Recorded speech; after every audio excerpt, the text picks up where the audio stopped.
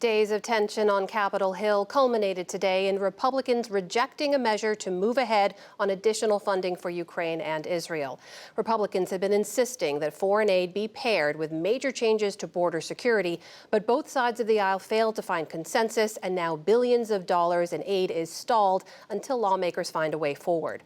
In the middle of all this is Majority Whip and Senator from Illinois, Dick Durbin, who joins us now. Senator Durbin, welcome back. Thanks for joining us. Good to be with you, Anna. So what does today's vote mean? There's no aid for Ukraine this year, then? It's a setback, but it doesn't mean that we're not going to send aid to Ukraine. The Speaker of the Parliament of Ukraine was in my office today. He told me what is obvious. If we don't provide assistance to Ukraine, their likelihood of winning the war against Putin is diminished dramatically. And every single day, courageous Ukrainians are giving their lives to defend their country against this war criminal from Moscow. It really means that we can't fail to provide the assistance Ukraine needs. We've got to stand with them, and we've got to do it before the end of the year. So how do you do that before the end of the year, Senator? We heard President Biden say earlier he's open to significant changes on border policy. Do you share that view? Yes, I do. Let's be open-minded about it. I don't want to do something that is inconsistent with our country's values, but I recognize the obvious. We are being overwhelmed at our border by people seeking to come into the United States.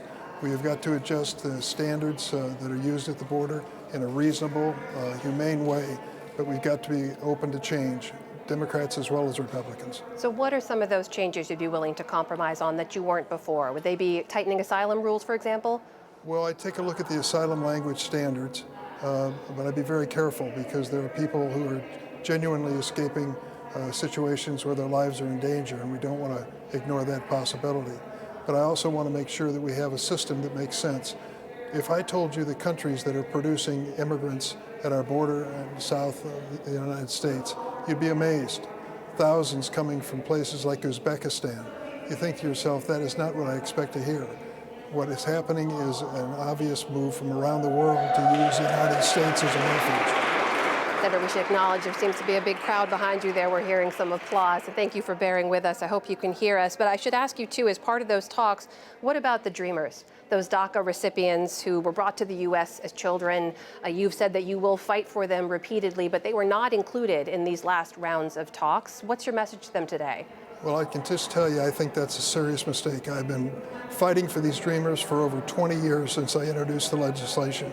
These young people, 800,000 of them or more, should be part of America's future. And we have to do everything we can to make that happen. If I get a chance to be part of this immigration negotiation, and I hope I will definitely include that request.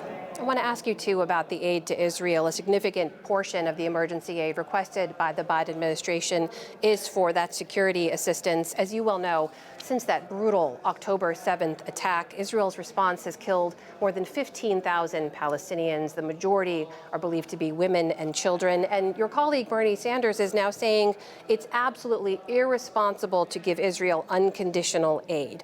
Do you believe that aid should be conditioned if it means it could save Palestinian lives? Yes, we should have basic conditions that if we're going to provide military assistance to any nation, the United States should make it clear what the standards of conduct are that we expect.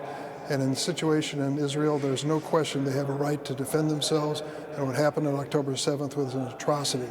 But we also are staring at a humanitarian crisis of epic proportions currently in that area, with the Palestinian people losing thousands and thousands of their own. 70% of the victims are women and children, an unheard of number. So we've got to say to the Israelis, yes, defend yourself. Yes, make sure your country is safe, but do it in a humane fashion. So what does a basic condition look like to you? The basic condition would just establish standards for every country that receives military equipment from the United States, that they make sure that they don't focus on civilian casualties, but only military targets, that they are careful in the proportionality that they use in using bombs of certain size, for example, and that there be a serious effort to take precautions to protect the innocent people in that country. These are the standards of humane conduct in war. We should expect nothing less.